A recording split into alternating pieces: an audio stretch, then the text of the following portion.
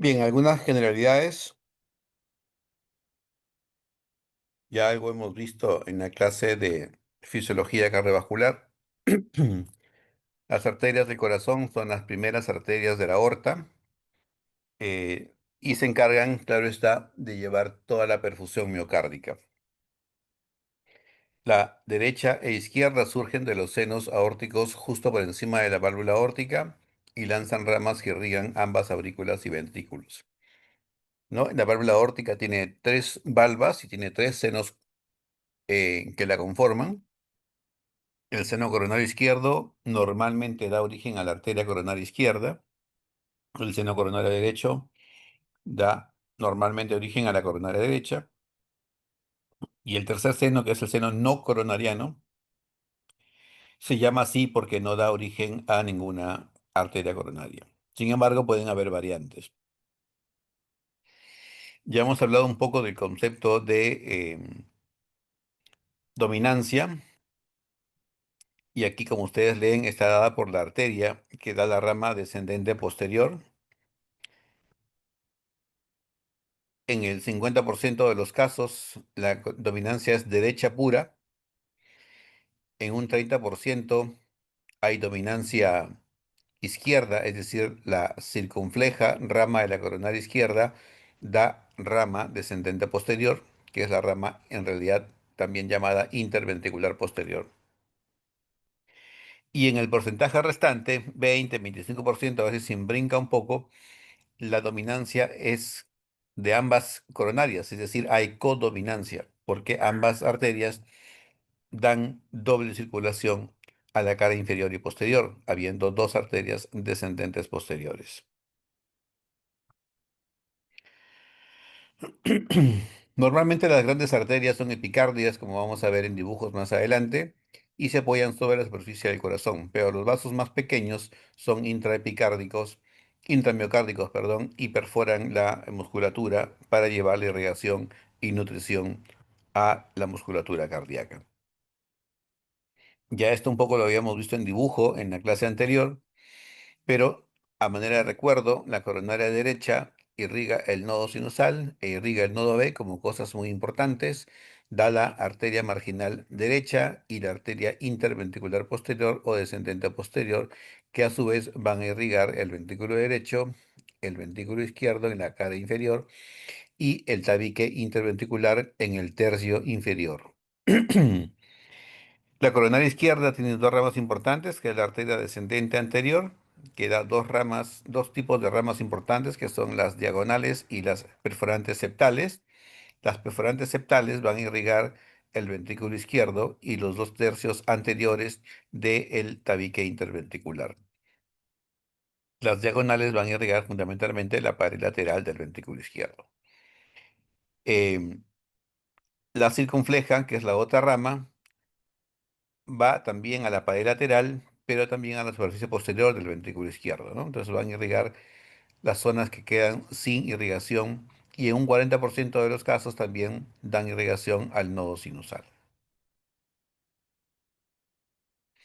Gráficamente, una imagen habla mucho más que mil palabras, ¿no? Para que ustedes vean el territorio de irrigación de coronaria derecha y cómo se dibuja aquí.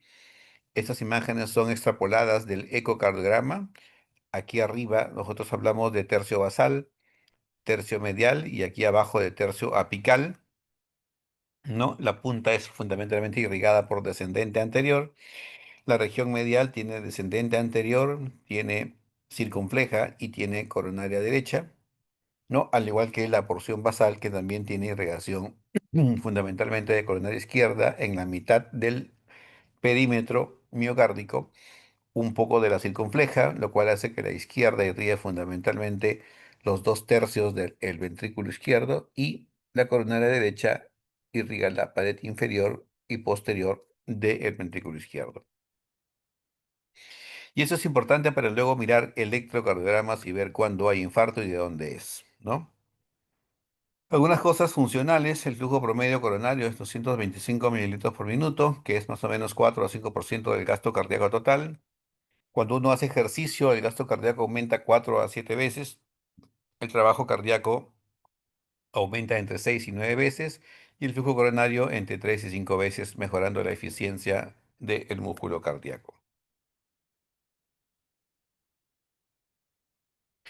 Durante la diástole, el músculo cardíaco está relajado y la sangre fluye rápidamente por los vasos intramiocárdicos. Aquí entendamos que la mejor perfusión miocárdica ocurre en la fase diastólica del ciclo cardíaco, más que en la sístole, donde la irrigación o el flujo sanguíneo desciende a valores mínimos.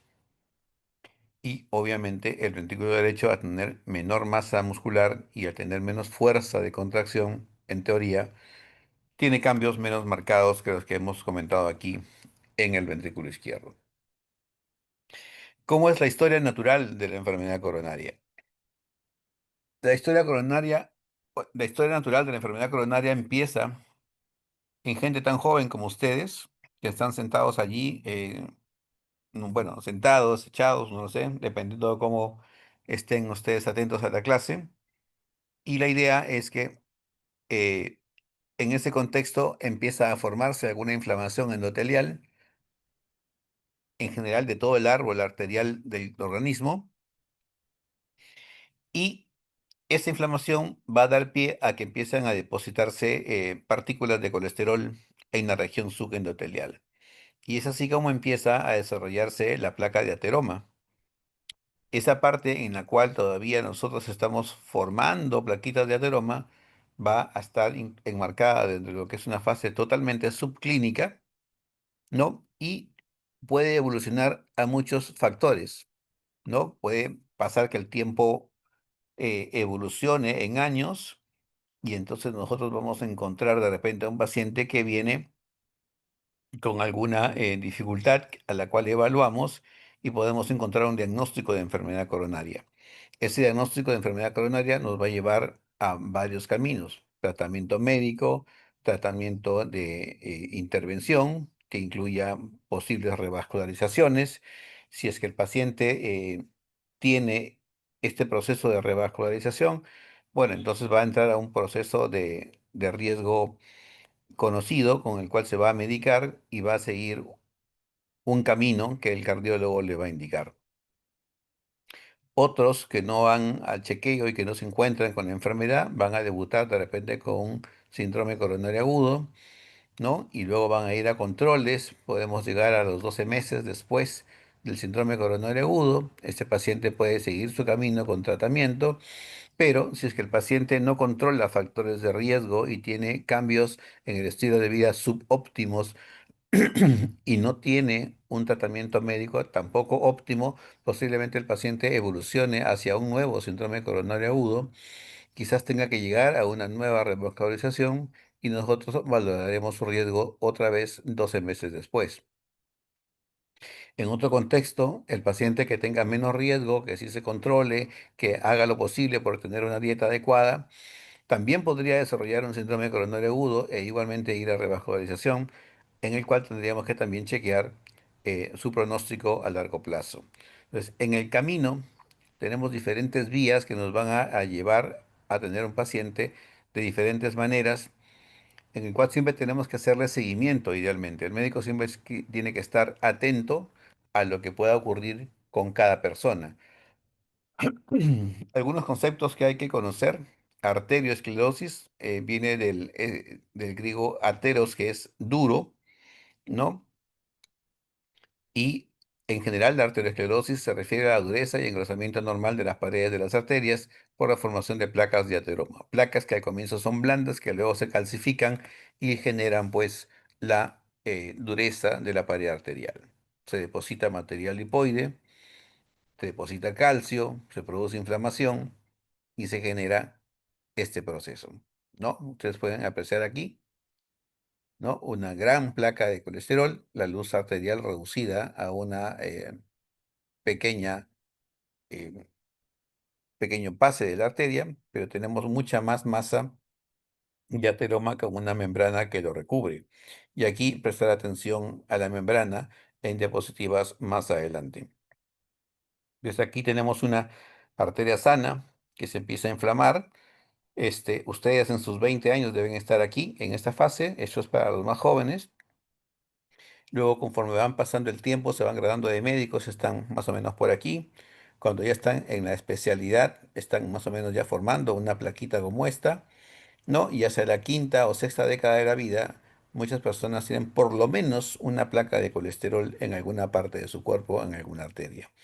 Y noten ustedes la membrana que cubre esta placa de colesterol y que puede ser friable o no, y que si es muy friable se puede romper, y que si se puede romper va a formar un trombo, y si ese trombo está en un vaso muy pequeño, lo puede ocluir, lo puede tapar, ¿no? Como ustedes pueden apreciar aquí abajo en el corte transversal.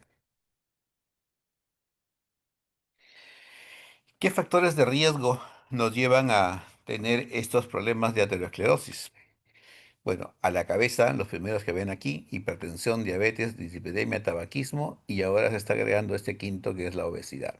Antes yo decía el cuarteto de la muerte: hipertensión, diabetes, dislipidemia, tabaquismo, y le agregaba un quinto que era la herencia familiar, ¿no?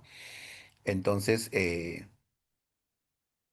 si tengo padres o familias que han tenido infarto a edad temprana, es altamente probable que yo pudiera tener alguno. Y no se hablaba de la obesidad, que ahora está surgiendo importantemente por la cantidad de pacientes que se tienen. A eso se agregan factores de riesgo menores, como son el estrés, la resistencia a la insulina, el sedentarismo, inflamación crónica, el sexo masculino y la menopausia temprana en el caso de las mujeres, ¿no? Entonces, todo esto, ¿qué nos lleva? Nos lleva a tener un proceso inflamatorio y a un proceso oxidativo y a formación de placa de aterosclerosis, ¿no? Esta placa de aterosclerosis va a generar una disfunción microvascular o macrovascular también, y eso va a ir haciendo que el ateroma se perpetúe. Contribuyen para ello la activación simpática, ¿no? Las células musculares lisas, las células endoteliales y el remodelamiento que lleva la arteria. Esta imagen que veíamos antes acá es una arteria completamente remodelada, donde ha perdido su forma circular y está totalmente deforme, solamente queda la luz aproximadamente circular por casualidades de la vida, porque incluso esa luz puede ser estrecha, como esta luz que estamos mirando acá, en una arteria que es de mucho mayor calibre, pero que ve reducida su luz por el crecimiento de la placa de ateroma.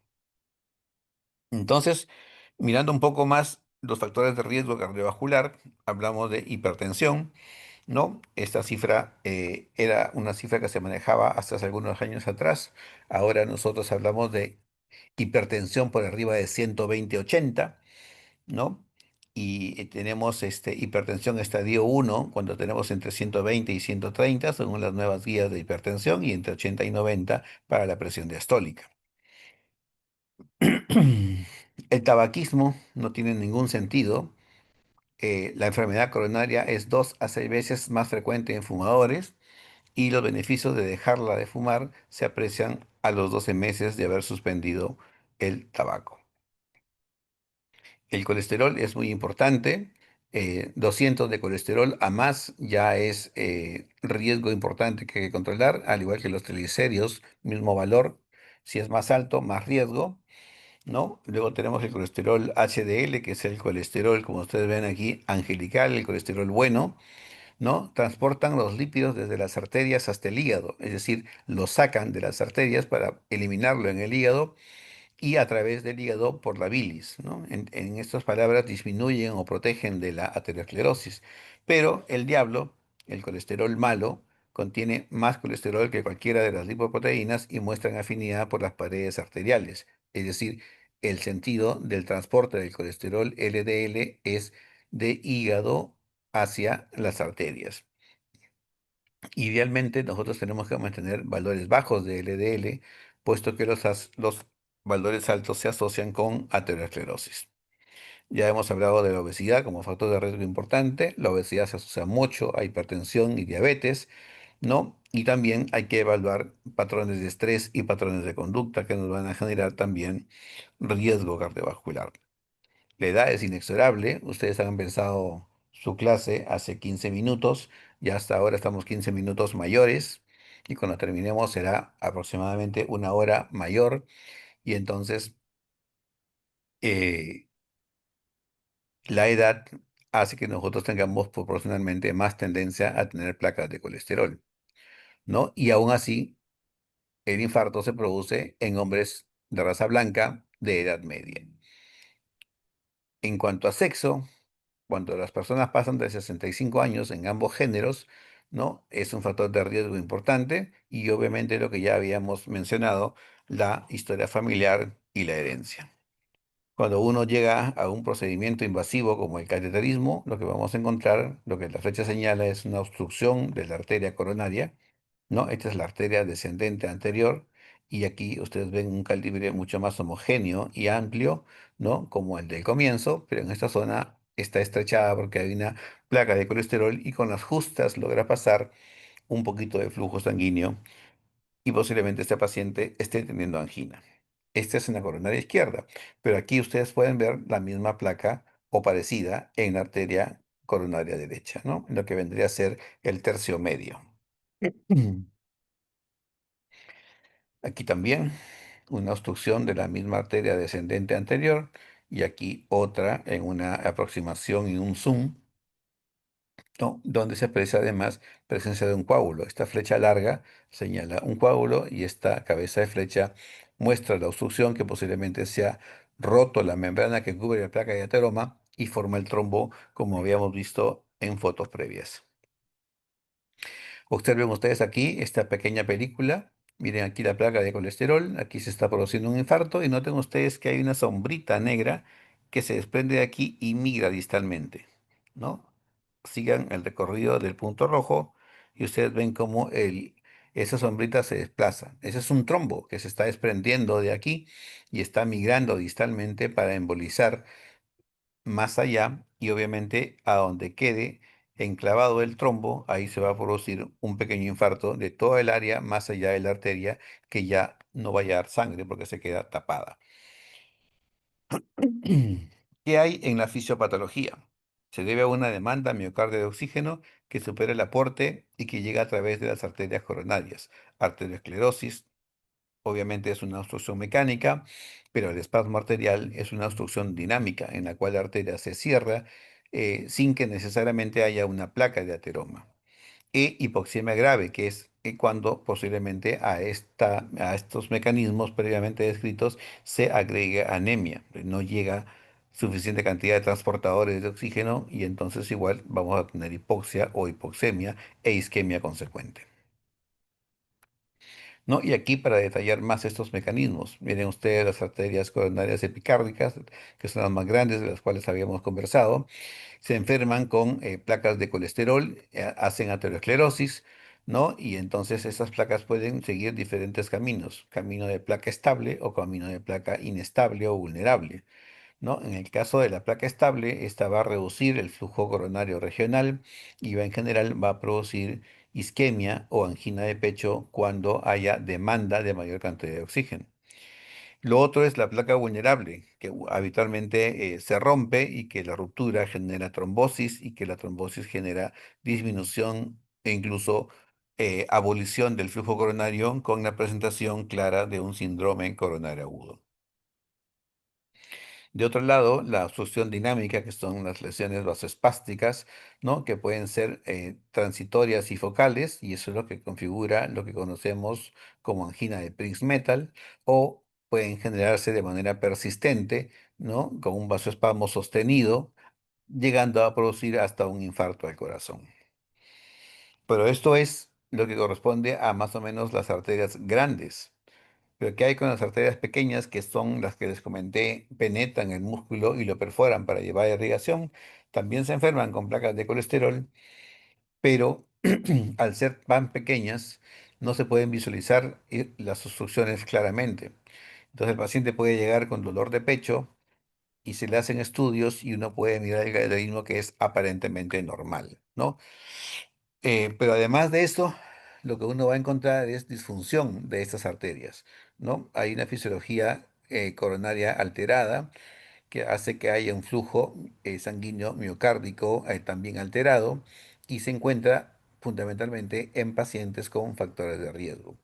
Esto contribuye a la isquemia que puede haber de las grandes arterias y puede inducir a problemas serios como la presencia de la isquemia de Takotsubo o síndrome de Takotsubo, que muchas veces se frecuenta en mujeres entre 50 y 60 años asociadas a mucho estrés.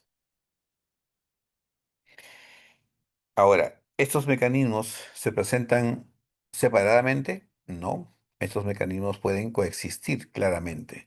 Y entonces uno puede tener un mecanismo combinado y generar con ello diferentes procesos que nos llevan finalmente por el camino de la isquemia.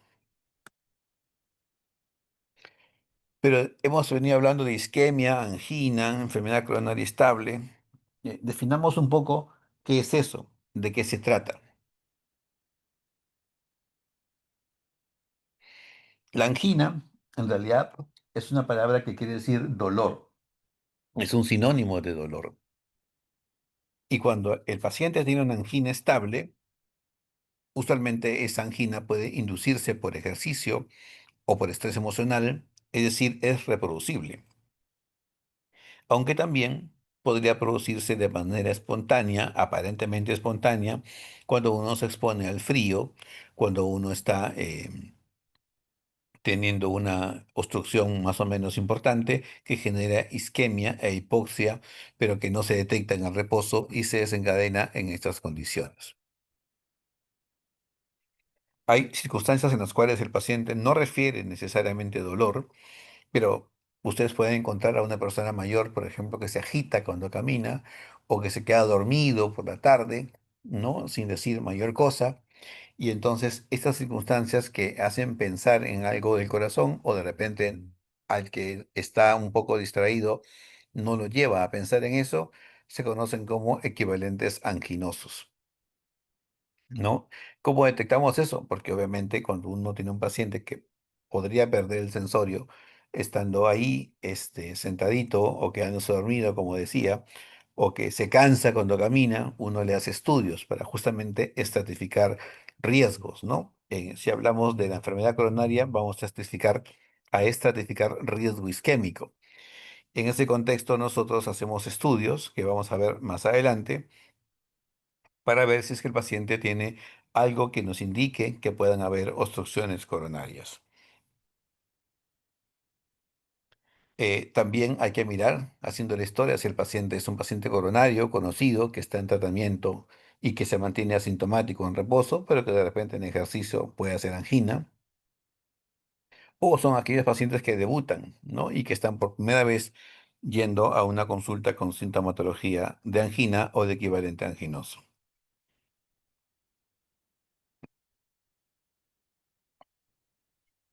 En la angina de pecho estable, habitualmente vamos a tener una falta de oxigenación temporal que es reversible, no hay una obstrucción aguda, no hay un trombo, ¿no? Que genere un síndrome coronario agudo, como sí ocurre en esta parte que no la voy a tocar porque imagino que han tenido clase o van a tenerla.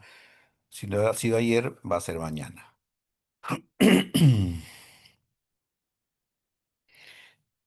La enfermedad coronaria entonces se puede presentar con angina de pecho estable o con un síndrome coronario agudo.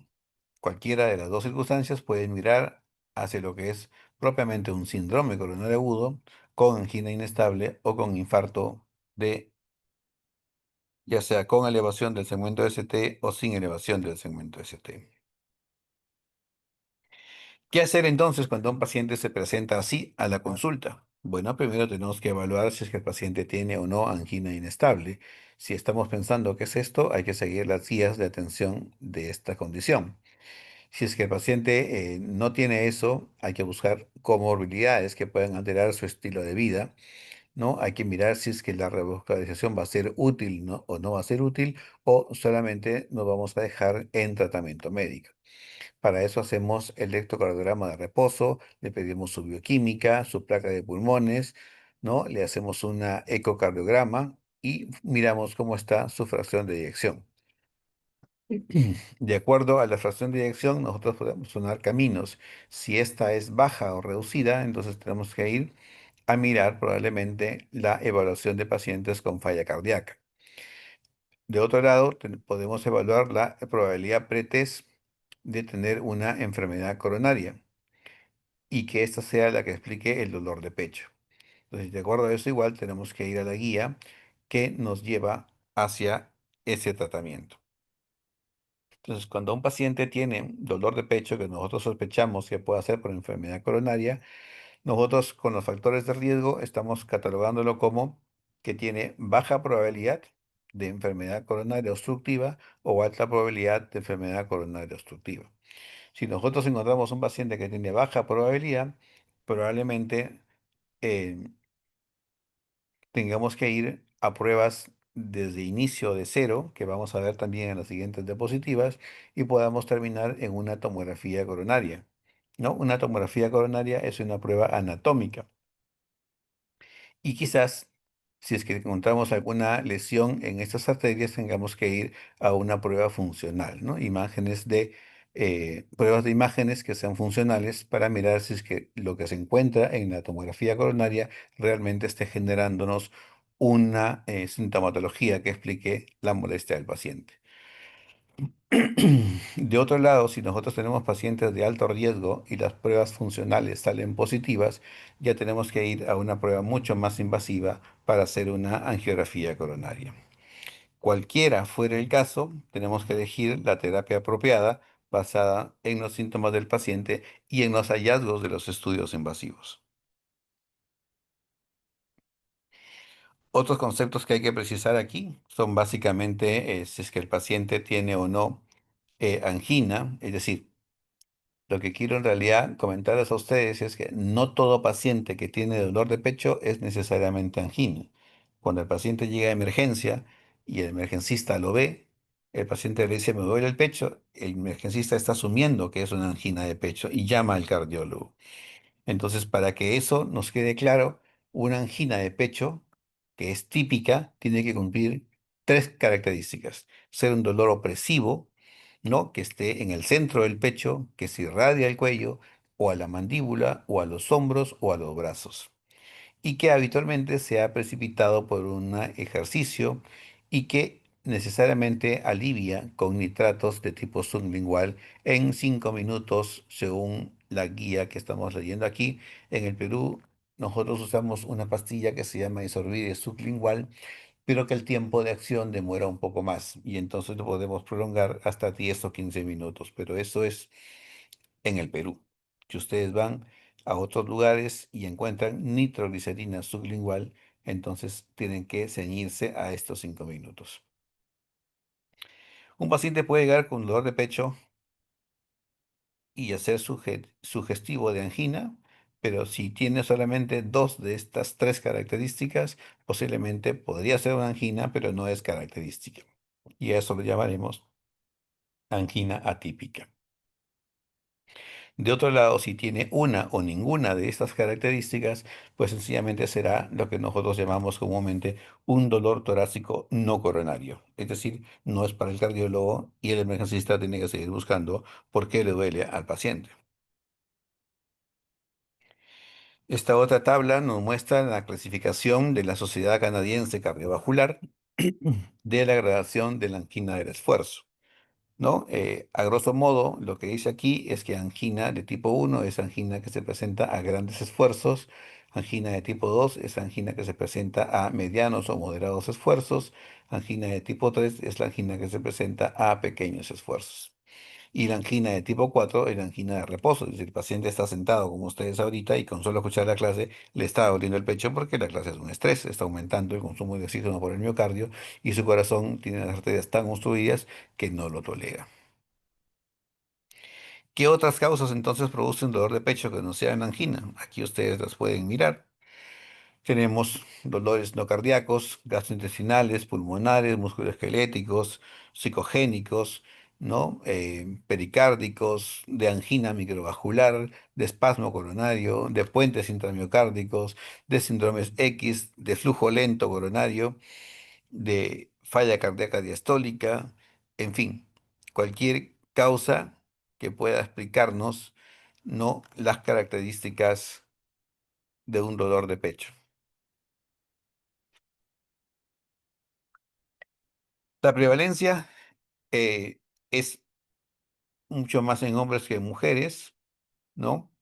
Eh, aunque de acuerdo a la edad se van más o menos equiparando, pero tiende a ser más en hombres que en mujeres.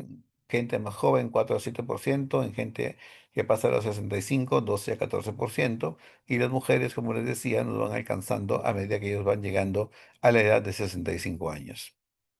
La incidencia anual es del 1%, un poco mayor en mujeres, ¿no? Y cuando uno suma las edades por arriba de 75, la incidencia anual alcanza el 4%. El vasoespasmo coronario se encuentra en las dos terceras partes de las personas con angina y coronariografía normal, y se observa una disminución de la tasa anual de mortalidad en los últimos años debido al progreso de la ciencia, a los tratamientos y a la prevención cardiovascular. La mortalidad anual es de 1 a 2 eh, o 4%. La incidencia anual de muerte cardíaca es de 0,6 a 1,4%. La incidencia anual del infarto del miocardio no fatal es de 0,6 a 2,7%. El pronóstico varía según las características clínicas, funcionales y anatómicas, es decir, los hallazgos que vamos a encontrar en el cateterismo cardíaco. La mortalidad anual puede ser en 3 a 8% en personas de más riesgo, ¿no? Que tengan además enfermedad arterial periférica y que sean diabéticos, ¿no? Las placas no obstructivas pueden generar una mortalidad baja de 0,6%, y es importante reconocer aquellas personas con mayor riesgo para hacer una investigación más exhaustiva y posiblemente, de ser necesario, llegar a revascularización. Y hay que identificar también a las personas de bajo riesgo, porque van a tener mejor pronóstico, y no llevarlos a procesos o a pruebas invasivas innecesarias. Va a haber peor pronóstico conforme seamos más viejos, cuando más factores de riesgo tengamos, cuando la angina sea más severa, cuando nuestra capacidad funcional está más deprimida, cuando se asocie depresión mental además, cuando haya mayor frecuencia cardíaca en reposo. Esta sutil variación nos va a reflejar que el paciente está más delicado, cuando la fracción de eyección esté reducida, cuando tengamos signos claros de insuficiencia cardíaca, cuando haya evidencia de mayor extensión de isquemia, o cuando el cateterismo nos muestre una angiografía con mayor número de arterias enfermas, y sobre todo si esas lesiones están proximales al nacimiento de la arteria. ¿Cómo se hace el diagnóstico? Con la historia clínica. El diagnóstico es muy fundamental haciendo la historia clínica, y luego pasamos pues, a hacer las pruebas, el electrocardiograma, pedir las enzimas cardíacas, y si es que contamos con pruebas diagnósticas, ir al ecocardiograma, de repente una prueba de esfuerzo, y según ello llegar o no al cateterismo. La clínica ya la acabamos de ver. Son pacientes que tienen dolor de tipo opresivo, localizado en el centro del pecho, que ya dijimos que se puede irradiar a la mandíbula, a la cara anterior del cuello, a los hombros, al miembro superior izquierdo, pero también al derecho. Puede simular muchas veces un dolor epigástrico, como una pesadez. Es típico el personaje que va a la emergencia y le pide al emergencista: doctor, póngame una buscapina porque he comido mucho y me está dando un cólico, me siento pesado. Si el emergencista le cree, le pone y le manda a la casa. Pero si el emergencista está alerta, le dice: esto puede ser un infarto, y entonces le toma un electro y puede encontrar un infarto de la cara inferior del corazón. La angina de pecho estable en general dura de unos 3 a 5 minutos, comienza con el ejercicio, cede con el reposo y se desencadena siempre con el mismo estímulo. Y si no se dé con el reposo, se dé con isorbide sublingual en el Perú o nitroglicerina en el mundo sublingual. El dolor de pecho, como ya hemos dicho, tiene una distribución más o menos clásica, ¿no? Y es la misma distribución que ocurriría cuando un paciente sufre de angina inestable. Pero la diferencia es que comienza súbitamente, que ocurre en reposo, continúa empeorando de manera progresiva y que dura más de 10 minutos.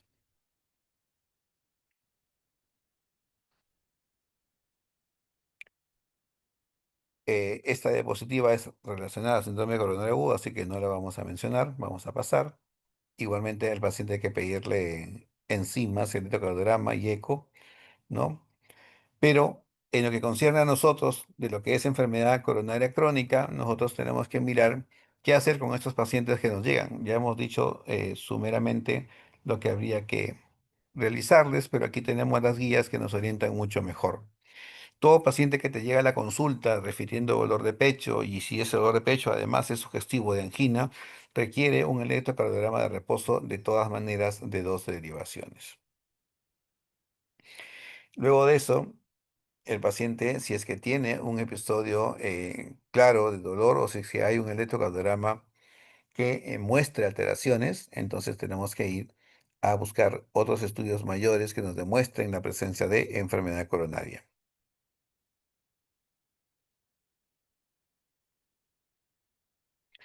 Este es un trazado que se muestra normal, no se ven alteraciones, ¿no? Y además del electrocardiograma, idealmente es progresar hacia un ecocardiograma para buscar descartar causas de angina, identificar trastornos de la motilidad regional en el ecocardiograma que sugieran pues enfermedad coronaria, medir la fracción de eyección y evaluar la función diastólica. Otras indicaciones que pueden ser es evaluar el ecocarotidio o considerar una resonancia cardíaca. Pero fundamentalmente concentrémonos en lo que está pintado de verde, que es lo que más o menos hay que hacer. Ya hablamos del electro, ya hablamos del eco y ahora es mandatorio hacer una radiografía de pulmones si estamos pensando en dolor torácico y la causa no es una angina, entonces hay que buscar otras causas del dolor de pecho. Insuficiencia cardíaca, embolia pulmonar y en general cualquier enfermedad pulmonar. Así nosotros podemos encontrar hallazgos en el electrocardiograma como ondas T invertidas, por ejemplo, ¿no? Que ustedes ven aquí claramente y que nos van a hacer pensar en que el paciente pudiera estar teniendo una isquemia miocárdica o ser consecuencia de una hipertrofia ventricular. ¿No? En este electro claramente vamos a mirar elevación del segmento ST, lo cual ya no nos queda la menor duda de que esto es un infarto ST elevado y entonces estamos haciendo un diagnóstico, ya sale de nuestra clase de enfermedad coronaria crónica para pasar a la clase de el síndrome coronario agudo. Igualmente aquí en este electro, ¿no? De un paciente que supuestamente llega a la consulta, pero con elevación de ST y presencia de ondas Q sumamente patológicas, posiblemente esté hablando de una necrosis anteroseptal evolutiva en este paciente. Otros estudios modernos que se hacen en la actualidad es, aparte del electro, es pedir el score de calcio, ¿no?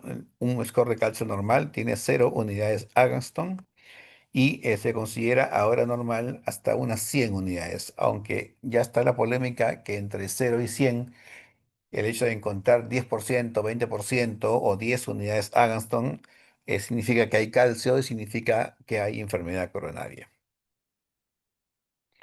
En otro contexto, cuando el paciente tiene muchos factores de riesgo, tipo dislipidemia, diabetes, hipertensión, tabaquismo e historia familiar, además del electro, que podría mostrarnos cambios del segmento ST y la onda T, y o ondas copatológicas, hay que mirar la disfunción diastólica, hay que mirar si es que el electro tiene además otras anormalidades y evaluar, yo diría que más allá del calcio coronario, evaluar placas coronarias, cuánto obstruyen las arterias de ese paciente. Es así que uno estratifica riesgos, pacientes que tienen bajo riesgo o de alto riesgo, entonces en pacientes con bajo riesgo uno puede empezar pidiendo una prueba de esfuerzo y también una tomografía coronaria, y si es que el paciente pues encuentra algunas alteraciones, hay que pensar en ponerlo en tratamiento. Luego evaluar si es que continúan los síntomas, y si continúan los síntomas y nosotros definimos que los síntomas son claramente isquémicos, entonces ir mirando la posibilidad de hacer una angiografía coronaria, ¿no? En este contexto, nosotros, si encontramos a un paciente con alta probabilidad de enfermedad coronaria y sospechamos obstrucciones de más del 90%, ¿no? En la zona que justamente se producen las alteraciones, tenemos que claramente ir a una revascularización, que puede ser percutánea o que puede ser quirúrgica, a la par de continuar con tratamiento médico.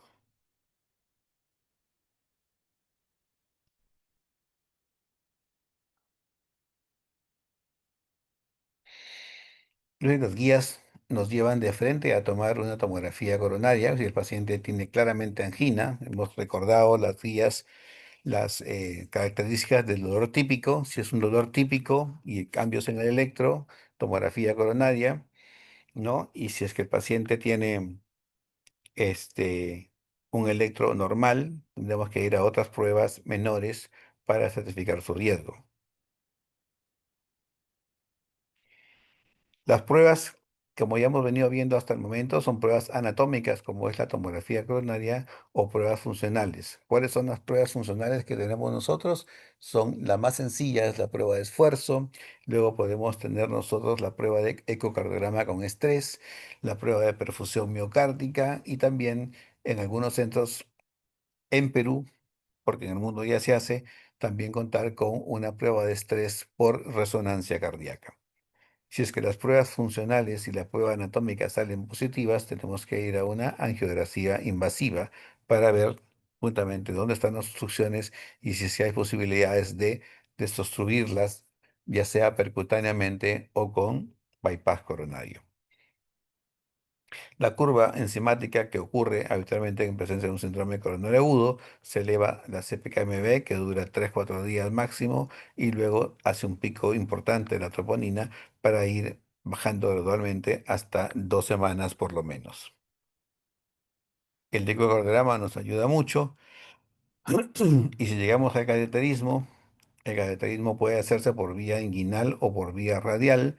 Uno pasa el catéter por la arteria, sube por la aorta abdominal, torácica, da la curva en el callado y se posiciona en los ostium de las coronarias, ¿no? Aquí, por ejemplo, el catéter está posicionado en el ostium de la coronaria izquierda, se inyecta la sustancia y se dibuja todo el árbol arterial coronario izquierdo. Nuevamente las imágenes que vimos al comienzo, y esto nos va a permitir saber dónde están las posibles obstrucciones, ¿no? Tanto en descendente anterior como en coronaria derecha, según vemos en la figura. ¿En qué está basado el tratamiento? El tratamiento está basado en desobstruir la arteria coronaria tapada, ¿no? Y la agresividad del tratamiento depende del tiempo de la instauración y la gravedad de la obstrucción. Hay que estabilizar la placa y hay que controlar factores de riesgo. ¿Qué factores de riesgo? Tenemos que pedir al paciente que no fume, que tenga una dieta saludable. Doctor, ¿y cuántos días voy a tener esta dieta? La dieta es para siempre. Pero doctor, yo nunca he comido así, es que siempre comió mal y siempre debió tener una dieta saludable. Y esa dieta saludable consiste en tener una dieta rica en vegetales, que pueden ser frutas o granos completos, que puede tener una cantidad de grasa saturada a menos de 10% del total de la ingesta y disminuir la ingesta de alcohol también a menos de 100 gramos por semana o de 15 gramos por día. Debe incluir actividad física importante, caminar 30 a 60 minutos, ¿no? Durante el día y mantenerse en movimiento el resto del día. Debe tener un peso ideal para alcanzar un índice de masa corporal de menos de 25 o reducir la cintura para tener disminución de la grasa abdominal.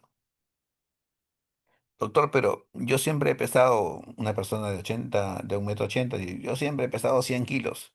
Sí, pero está sobre su índice de masa corporal.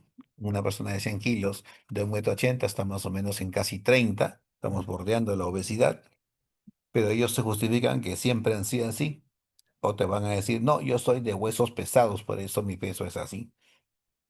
Entonces, cada cosa que uno escucha decir al paciente, visible realmente, nos pone a pensar en que nuestra cultura nos lleva siempre a comer cosas que nos hacen daño para la salud. Y en general, como yo le digo al paciente, todo lo que usted come rico es dañino. Todo lo que a usted no le gusta es lo saludable y que debe comer siempre. Tomar sus medicinas adecuadamente, actividad sexual de bajo riesgo con su pareja preferiblemente y no con la pareja alternativa, porque eso aumenta los niveles de estrés y de actividad y puede desencadenar síndromes coronarios agudos. Aconsejar al paciente que fuma, que no fumar. Hay que preguntar, obviamente, si fuma. Si no fuma, si fuma, hay que aconsejarle que deje de fumar, que evalúe la posibilidad de quitarlo, pero en realidad yo soy más drástico, le sabe que usted está quemando su plata y quemando su vida. Pero si el paciente es terco, hay que darle alguna asesoría para que deje de fumar y empezar de una vez en el stop para tener una vida saludable. Algunos parámetros de la dieta. Ustedes pueden buscar esto en lo que se llama dieta DASH o dieta mediterránea para no leer toda la diapositiva, aunque ya gran parte de ella la hemos mencionado, pero este es un resumen de una dieta saludable que debemos tener en el camino. Igualmente, recomendaciones saludables para disminuir la enfermedad coronaria, ¿no? Mejora en los factores que nos condicionan nuestros estilos de vida, ¿no? Agregar para esto el manejo farmacológico apropiado, ¿no? Tener un comportamiento cognitivo importante y recomendar la ayuda que deba tener el paciente para conseguir un estilo de vida saludable. Tener los ejercicios de rehabilitación cardíaca que se recomiendan cuando el paciente ya ha tenido un evento y continuarlos por un patrón con un patrón constante, ¿no? Muchas veces los programas nos incluyen 6 meses, un año y después te dan de alta. Entonces el paciente no debe pensar que ya terminó.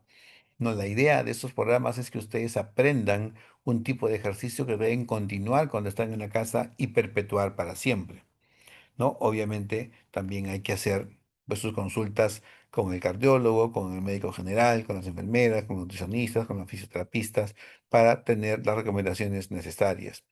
¿Y cuántas veces al año debo ir? Debo hacerlas por lo menos una vez al año, porque el paciente se olvida y cree que ya está bien, que ya no tiene nada, y vuelve a aparecer nuevamente con dolor de pecho. Los pacientes que pasan de 60 años y aquellos que han tenido eventos coronarios tipo infarto deben tener su vacuna anual para la influenza, porque eso disminuye las complicaciones neumónicas y de falla cardíaca, ¿no? Dentro de los medicamentos, aquí, a grosso modo, uno está hablando de beta bloqueadores o calcioantagonistas.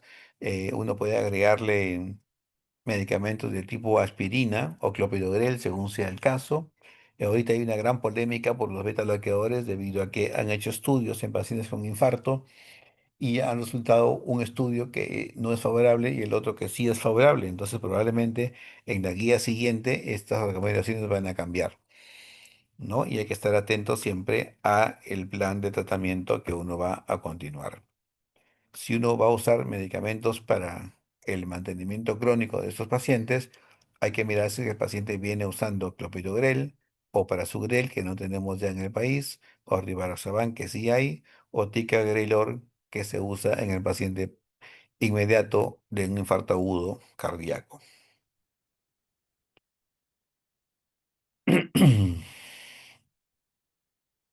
Si es que el paciente electivamente llega a una angioplastía, este paciente debe estar en aspirina clopidogrel.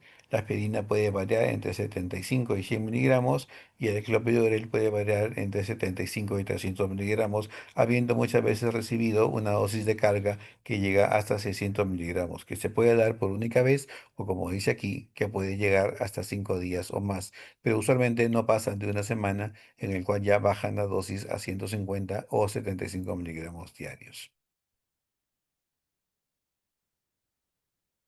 Algunos pacientes que están asociados con arritmia tipo fibrilación auricular y que requieren anticoagulación pueden recibir anticoagulación oral, ¿no? Asumados al paciente que ha tenido, que recibe obviamente agregación, y en ese contexto puede combinarse o un anticoagulante oral directo o puede combinarse con una anticoagulante que se llama antagonista de vitamina K, ¿no? Y los antagonistas de vitamina K son warfarina o, no, se me olvidó el otro nombre, acenocumarol, ¿no? Que esto venden en Europa y en Argentina. En Perú tenemos warfarina, al igual que en Estados Unidos. Y luego hay que valorar el tratamiento a largo plazo, cuánto tiempo de la combinación, ¿no? Cuando estamos dando anticoagulante oral o anticoagulante antagonista de vitamina K asociado a aspirina, clopidogrel, estamos dando triple terapia y esa triple terapia tiene riesgo de sangrado alto. Entonces, en algunos casos se puede dar un mes, en algunos casos 3 meses, en algunos casos hasta 6 meses, pero de ahí no más. De ahí tiene que necesariamente disminuir uno. Habitualmente se queda aspirina con el anticoagulante oral y sale el clopidogrel. Y pasado un año, solamente si es que el paciente requiere seguir anticoagulado por la fibrilación auricular, que generalmente va a ser el caso, ya se quitan ambos y se queda netamente anticoagulado. Como verán, y hay alto riesgo de sangrado, entonces es importante, y las guías lo dicen, usar inhibidores de la bomba de protones, ¿no? Esos son el omeprazol, el esomeprazol, que se usan de manera preventiva. Todo paciente coronario debe tener medicina hipolipemiante. No puede haber un medicamento, un paciente sin diagnóstico de enfermedad coronaria que no reciba medicación hipolipemiante. Pero doctor, mi colesterol está en 120, pero tiene enfermedad coronaria. Tiene que tomar una pastilla hipolipemiante de por vida, de las que han demostrado que disminuyen el crecimiento de placa, de las que han demostrado que disminuyen la mortalidad relacionada a evento coronario agudo o infarto del corazón o rehospitalización por cualquier causa. Fundamentalmente, estatinas, y ahora se conocen muchas más, tipo ezetimibe, tipo ácido bempedoico, tipo inclisiran, que están entrando en el bolo del manejo de esos pacientes como reductores de lípidos. Si el paciente tiene un infarto o tiene disminución de la fracción de eyección a menos de 40, se recomienda agregar un inhibidor ECA.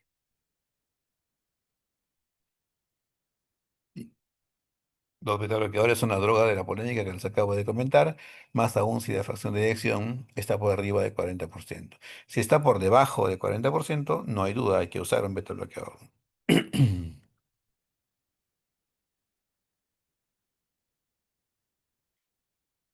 Y aquí el grupo de pacientes con enfermedad coronaria con fracción de eyección reducida tienen que recibir tratamiento de falla cardíaca además, y eso implica agregarles, pues, además de lo que hemos dicho, del beta bloqueador, del ECA o ARA2, tenemos que agregarle un diurético, ¿no? Como dice aquí, un diurético, un beta bloqueador, un inhibidor ECA, y si no tolera el inhibidor ECA, usamos un antagonista del receptor de angiotensina 2. Se agrega también antagonista del receptor de mineralocorticoide, y eso es espironolactona, que es el más antiguo, pero tiene muchos efectos secundarios que a los hombres les molesta porque empieza a producir la ginecomastia. En ese contexto tenemos ahora eplerenone y también tenemos em, finerenone, que son los más nuevos y que se pueden usar como alternativa para completar el tratamiento de falla cardíaca. Hay que mirar otras comorbilidades en el paciente, por ejemplo, si está bradicárdico y es muy importante su bradicardia, posiblemente requiera marcapaso. Hay que mirar si es que el paciente cursa con un bloqueo de rama, y si el bloqueo de rama tiene un QRS muy ancho y la fracción de eyección es baja, entonces posiblemente tengamos que usar una terapia de resincronización cardíaca. Eso significa poner un marcapaso que tenga un cable auricular, un cable ventricular y un cable que vaya hacia el ventrículo del lado izquierdo. Habitualmente los marcapasos se ponen en cavidades derechas. Y ese marcapaso, perdón, y ese cable del lado izquierdo de ese marcapaso especial va a hacer que este QRS muy ancho eh, y que genera una asincronía de contracción se corrija con el dispositivo de tal manera que la fracción de eyección reducida mejore, y el paciente también alivia síntomas de insuficiencia cardíaca. No, hay otras circunstancias en las cuales se evalúa, ya esto lo definimos con la unidad de falla cardíaca y la unidad de electrofisiología, cuando hay otras características que nos lleven a pensar que el paciente también se pueda beneficiar de terapia de resincronización cardíaca.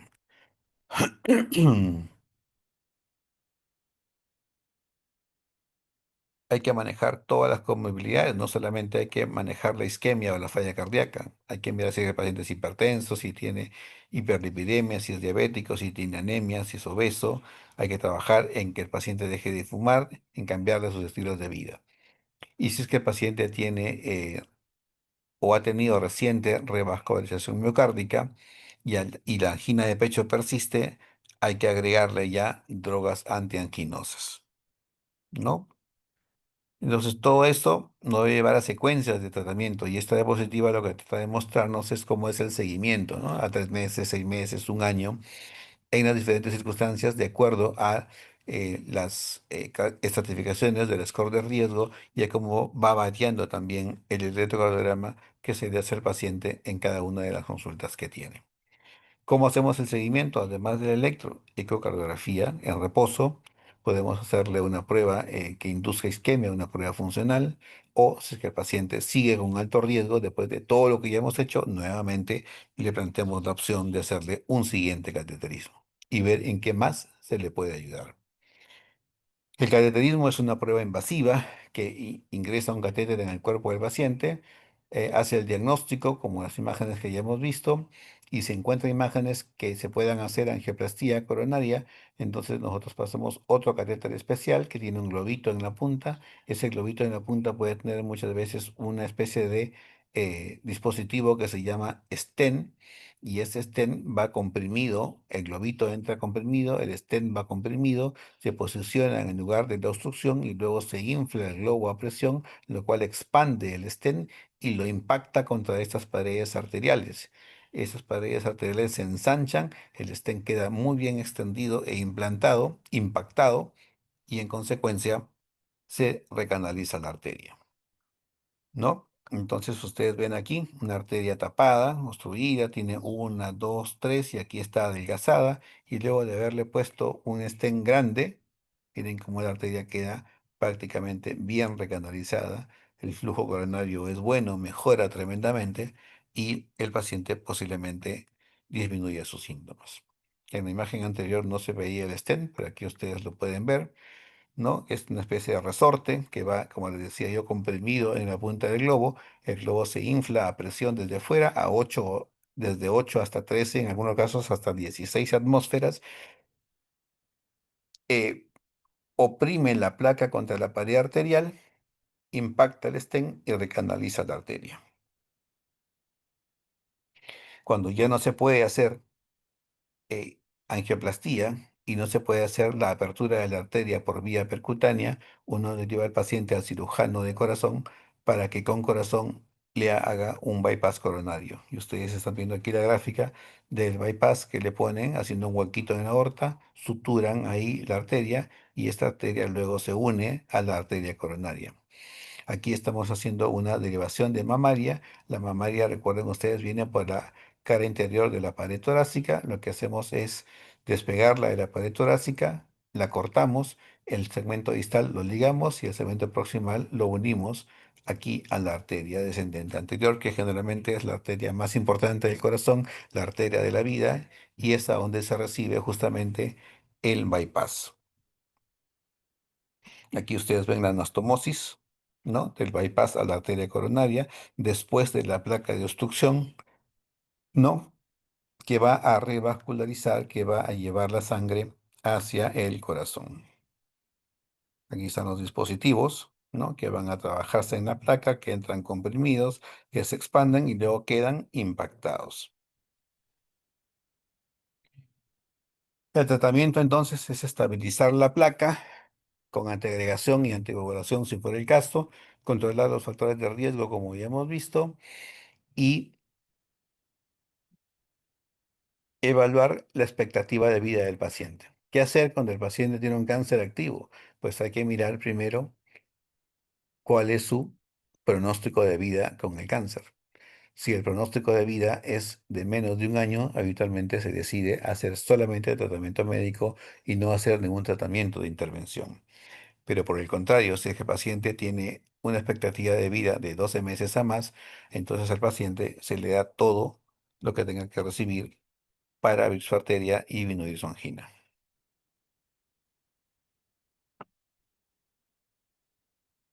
Si es que el paciente es diabético, igualmente, la diabetes es una enfermedad muy severa que obstruye muchas las arterias y muchas veces el paciente es asintomático y hay que hacer controles periódicos del electrocardiograma para detectar algunas alteraciones que puedan aparecer asintomáticas, mirar si es que no se ha generado fibrilación o no haya el paciente cursado con un infarto silente.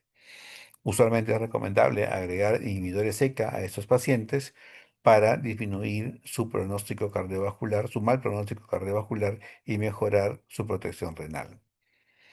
Ahora a estos pacientes se agregan los nuevos fármacos que son los cotransportadores de sodio glucosa o conocidos como ISGLT2, que son empaglifosina, canaglifosina o dapaglifosina, recomendados en pacientes con o sin diabetes que tengan enfermedad cardiovascular. Hay también otros como son los inhibidores GLP-1, ¿no? GLP-1, Glucagon-like Peptide 1, ¿no? Agonistas como el liraglutide o semaglutide que están muy en boga, que se están recomendando mucho en la actualidad para bajar de peso y también en diabetes, pero que justamente recientemente, sobre todo el semaglutide, ha reportado en estudios post-marketing que puede producir ceguera súbita. En pacientes también asintomáticos mayores de 40 con diabetes, hay que hacer pruebas de imagen anatómica y funcional para ver y estratificar el riesgo cardiovascular. En enfermedad renal crónica, igualmente, hay que controlar bien todos sus factores de riesgo y tener mucho cuidado en las drogas que se liberan por vía renal para que no compliquemos más la función renal. Tener cuidado con los contrastes iodiados porque esos deterioran la función renal y podríamos precipitar que el paciente vaya a diálisis. En el paciente viejito hay que mirar si no está muy débil o no. Si está muy débil, de repente no tocarlo. Si está fuerte todavía, entonces podremos quizás someterlo a procedimientos, ¿no? Y mirar qué tanto puede tolerar las dosis de medicamentos que le damos. Generalmente hay que tratar, de que le vamos a hacer un procedimiento, acceder por vía radial para evitar los sangrados como complicaciones. Y muchas veces las decisiones de tratamiento se van a definir en base a síntomas, en base a extensión de la isquemia, en base a la fragilidad del paciente, en base a la expectativa de vida del paciente y en base a sus comorbilidades. Y bien, creo que hemos cumplido en el tiempo. Este, espero que les haya quedado bastante claros y podamos tener una base de cómo entender la enfermedad coronaria y cómo protegernos. El mensaje más claro para ustedes es que de ustedes que ya tienen pequeñas plaquitas en sus arterias, tienen que evitar que sigan creciendo y para eso tienen que tener un estilo de vida saludable, una dieta saludable, hacer siempre ejercicio, disminuir estrés, no estudiar medicina y continuar las recomendaciones que hemos vertido en esta tarde. Muchas gracias. ¿Alguna pregunta?